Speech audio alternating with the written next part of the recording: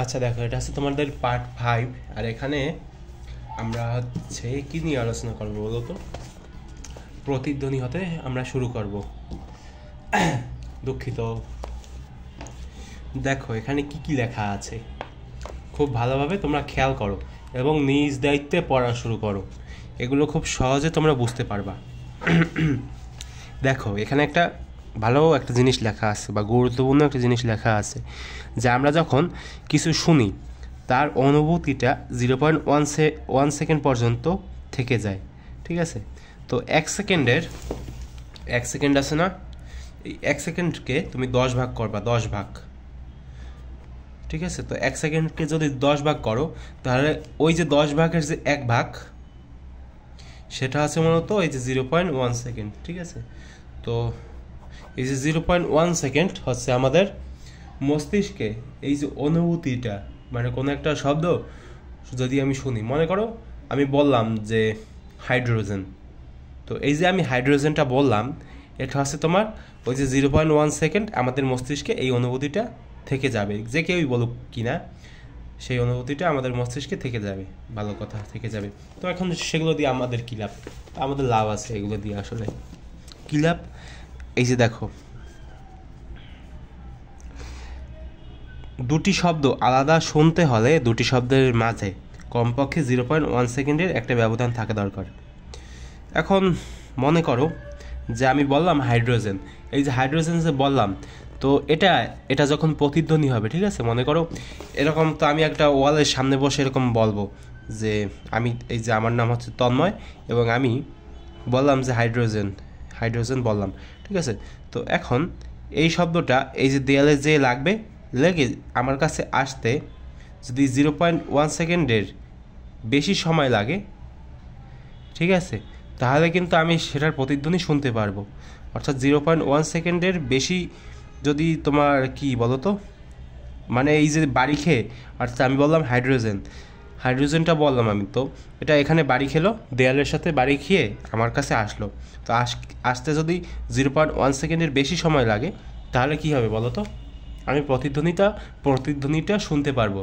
আর এখানে একটা বিষয় আছে, কি বিষয়? তো দেখো এখানে লেখা আছে যে শব্দের বেগ হচ্ছে তোমার 330 মিটার পার সেকেন্ড, আমরা সবাই জানি। কাজেই 0.1 সেকেন্ডের ব্যবধান তৈরি করতে শব্দকে কমপক্ষে 33 মিটার দূরত্ব অতিক্রম করতে হয়। বুঝতে কি পারলাই? যে 33 মিটার দূরত্ব অতিক্রম করতে হবে 0.1 সেকেন্ডের একটা ব্যবধান তৈরি করতে। তো এটাও কিন্তু একটা ফ্যাক্ট। ঠিক আছে? তো এদিকটা আমাদের খেয়াল রাখতে হবে। আচ্ছা, তোমাদের যদি মাথায় না ঢোকে, ঠিক আছে, আমি এখন বলবো, কেউ মাথায় ঢুকতে পারে, না ঢুকতে পারে, কিন্তু মাথায় না ঢুকলেও সমস্যা নাই। এগুলো যদি তুমি প্র্যাকটিস করো, এগুলো নিয়ে তোমাদের অনেক ম্যাথমেটিক্স আছে, তোমাদের যে সিকিউ আছে সেখানে দেখতে পারবা। তো ম্যাথমেটিক্সগুলো হচ্ছে তোমরা যদি করতে থাকো তোমাদের মাথায় এমনিতেই গেঁথে যাবে। এগুলো নিয়ে বেশি প্যারা খাওয়ার কোনো দরকার নেই। একটা বড় দেয়াল বা দালান বা যেরকম একটা কিছু হোক, বা পাহাড়ের সামনে কমপক্ষে এই দূরত্বের অর্ধেক দূরত্বে দাঁড়ালে শব্দটি গিয়ে প্রতিফলিত হয়ে ফিরে আসতে 0.1 সেকেন্ড সময় লাগবে এবং আমরা শব্দের প্রতিধ্বনি শুনতে পাবো। অর্থাৎ এই যে 33 মিটার না, এই যে 33 মিটার, ঠিক আছে, 33 মিটার কেন বলো তো? কারণ এখানে হচ্ছে তোমার 330 মিটার পার সেকেন্ড না, 330 মিটার পার সেকেন্ড, এটা হচ্ছে তোমার 1 সেকেন্ডে। তো এটাকে তুমি 10 ভাগ করো, তাহলে কত হবে বলো তো? 33 হবে না? সেজন্য এখানে 33 মিটারের কথা বলা হয়েছে। এখন 33 মিটারের কথা তো বলা হয়েছে, ঠিক আছে, এখন তুমি তন্ময়, আমার নাম তন্ময়, এই যে হাইড্রোজেন বললাম, এখন আবার 16 এই যে 16 যে ব্যাপারটা, সেটা আবার কোথা থেকে আসলো? যে 16.5 এই ব্যাপারটা কোথা থেকে আসলো? তাই তো তুমি বললা যে হাইড্রোজেন, বা আমি বললাম আমার নাম তন্ময়, আমি বললাম হাইড্রোজেন, ঠিক আছে, সেটা এই যে দেয়ালে গিয়ে ধাক্কা খেলো, তো এই যে দূরত্বটা সেটা হচ্ছে তোমার 16.5, এই যে দূরত্বটা নিচেরটা সেটা হচ্ছে তোমার 16.5, দেয়ালে ধাক্কা খেয়ে আবার তোমার কাছে আসলো, সেটা হচ্ছে তোমার 16.5। কত হলো মোট? 33 মিটার না? এখন এই যে 33 মিটার আসতে সময় কত লাগে? 0.1 সেকেন্ড না? তো এই যে 0.1 সেকেন্ড আমার নাকের উপর দিয়ে না, নাকের নিচ দিয়ে কথা বের হচ্ছে, দুঃখিত। তো এই যে 0.1 সেকেন্ড, আচ্ছা খুবই দুঃখিত, আমি 0.1 সেকেন্ড, এই যে 0.1 সেকেন্ড না, এর জন্য হচ্ছে তোমার কি করতে হবে বলো তো? তোমার এই যে 16.5 মিটার একটা দূরত্ব বা এর চেয়ে বেশি দূরত্বে তোমার দাঁড়াতে হবে। মনে করো 16.5-এর নিচে মনে করো যে 15 মিটার দূরত্বে যদি তুমি দাঁড়াও তাহলে কিন্তু কাজ হবে না। তোমার দূরত্ব মানে নিম্ন দূরত্ব হচ্ছে তোমার 16.5। তো এর চেয়ে ওপরে অর্থাৎ এর চেয়ে বেশি দূরত্ব থেকে এরপর তোমাকে চিৎকার করতে হবে হাইড্রোজেন বলে। তাহলে হচ্ছে কী হবে বলো তো? প্রতিধ্বনি তুমি শুনতে পারবা। না হলে ভাই তোমার দ্বারা কোনো কাজ হবে না, প্রতিধ্বনি তুমি শুনতে পারবা না। তুমি যে এই যে দেয়ালের মধ্যে থেকে অর্থাৎ এই যে আমরা রুমের ভিতর থেকে যদি আমরা কথা বলি তাহলে কিন্তু প্রতিধ্বনি হয় না বা তুমি শুনতে পারো না। কারণ শুনতে পারো না কেন? কারণ তোমার থেকে আর দেয়ালের থেকে কিন্তু দূরত্ব বেশি দূর না। মনে করো তুমি এখানে বসে কথা বলছো, সেই যে দেয়ালের যে দূরত্ব সেটা মনে করো যে 1 মিটারের ভেতরে। আর এই যে 1 মিটারের ভেতরে তো আর শব্দ মানে আমি যে কথাটা বলছি আমি তন্ময় হাইড্রোজেন কথাটা বললাম, আমি বারবার একটা কথা রিপিট করতেছি, তোমাদের বোরিং লাগতে পারে। তো এই যে হাইড্রোজেন কথাটা যে বললাম এটা কিন্তু 0.1 সেকেন্ডের আগেই কিন্তু আমাদের মানে আমাদের কানে কিন্তু চলে আসে, সেজন্য কিন্তু আমরা প্রতিধ্বনি শুনতে পারি না। আচ্ছা ভালো কথা, অনেক কিছু বুঝালাম।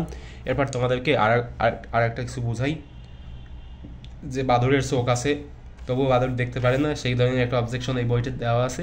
কিন্তু ভাই এই বাদুড়টা নিয়ে আমরা বেশি কথা বলবো না। আমি তোমাদেরকে একটা কথা বলে দিই যে বাদুড় হচ্ছে তোমার কি করে বলো তো? অনেক উচ্চ কম্পাঙ্কের কি তৈরি করে, শব্দ তৈরি করে। মনে করো অনেক অনেক অনেক উচ্চ কম্পাঙ্কের শব্দ তৈরি করে। কীভাবে কী তৈরি করে হাবিজাবি আমি ঠিক জানি না। তো মনে করো এই হচ্ছে বাদুড়, চারকোনার একটা বাদুড়, তো উচ্চ কম্পাঙ্কের শব্দ তৈরি করলো এবং এখানে একটা দেয়াল আছে, দেয়ালে বাড়ি খেয়ে তার কাছে আসলো। সে কিন্তু বুঝতে পারবে যে এখান থেকে এখানে দূরত্ব কত। সে চোখে দেখুক বা না দেখুক সেটা আমার বিষয় না, আমার বিষয় হচ্ছে কম্পাঙ্ক। কারণ এই যে অধ্যায়ের নাম হচ্ছে তরঙ্গ এবং শব্দ। আমাদের বিষয় হচ্ছে এগুলো নিয়ে, আমাদের চোখ নিয়ে কোনো বিষয় না, কারণ এটা তোমার লেন্সের অধ্যায় না, সেজন্য। ঠিক আছে? তো এরকম বাড়ি খেয়ে যদি আবার তোমার কাছে যদি চলে আসে ভাই, মানে বাদুড়ের কাছে যদি চলে আসে তাহলে বাদুড় বুঝতে পারবে যে বিষয়টা কি, মানে তার এখান থেকে এখানে তার দূরত্ব কত। বুঝতে কি পেরেছো যে বাদুড় কীভাবে তার পথ চলে বা বুঝতে পারে যে সামনে তার কোনো বাধা আছে কি না? মনে করো সামনে একটা পাহাড় বাজলো, কিন্তু বাদুড় কিন্তু বুঝে যাবে চোখে না দেখেও যে এখানে বিষয়টা হচ্ছে একটা পাহাড় আছে, তার আরেকটু উপর থেকে যেতে হবে। বুঝতে পারলে? আচ্ছা ভালো কথা, যদি বুঝতে পারো। আর না বুঝে থাকলেও তোমাদেরকে অনেক ধন্যবাদ, কারণ তোমরা একটু ধৈর্য সহকারে দেখতেছো, সেজন্য। তো এটা হচ্ছে আমাদের পার্ট 5। তো এখন আমরা একটু অন্য কিছু নিয়ে কথাবার্তা বলি। আর আমার কথাবার্তা যদি তোমাদের কাছে একটু খারাপ লাগে তাহলে আমাকে একটু কি করবা বলো তো? না, কিছু করা লাগবে না, দেখতে থাকো, শিখতে পারবা। শব্দের বেগের পার্থক্য। বাতাসে শব্দের বেগ তাপমাত্রার বর্গমূলের সমানুপাতিক, ভি সমানুপাতিক √T। বুঝতে কি পারলে?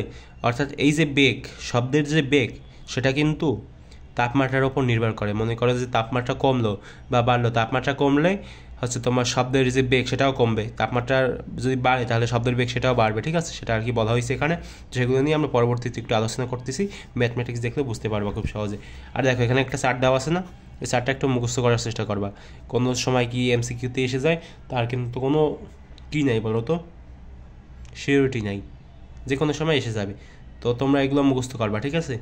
এগুলো আমি ছোটোবেলায় অনেক মুখস্থ করেছি, কিন্তু এখন আমার মনে নেই, এখন আমার লাগে না আর কি। তোমাদের লাগবে, কারণ তোমরা তো MCQ পড়বা, তোমাদের ক্ষেত্রে এগুলো লাগবে।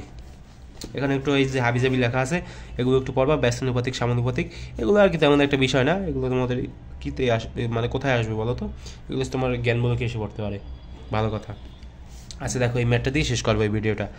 কোনো জায়গায় শীতকালে তাপমাত্রা 10 ডিগ্রি এবং শব্দের বেগ হচ্ছে তোমার 332 মিটার পার সেকেন্ড। গ্রীষ্মকালে তাপমাত্রা বেড়ে 30 ডিগ্রি সেন্টিগ্রেড হলে শব্দের বেগ কত সেটা শেষে। আচ্ছা একটা কাজ করি, ম্যাথমেটিক্সটা আমরা পরের ভিডিওতে নিয়ে যাই। তো তোমরা ভালো থেকো। এটা হচ্ছে তোমার পার্ট 5। পার্ট 6 দেখার জন্য তোমাদেরকে আমরা বিনীতভাবে অনুরোধ করতেছি। আচ্ছা বিষয়টা হচ্ছে কি যে আমার কথা মুখ থেকে বের হচ্ছে না কেন জানি, আমি ঠিক জানি না আজকে। তো পার্ট 6-এ দেখা হবে। ভালো থেকো সবাই।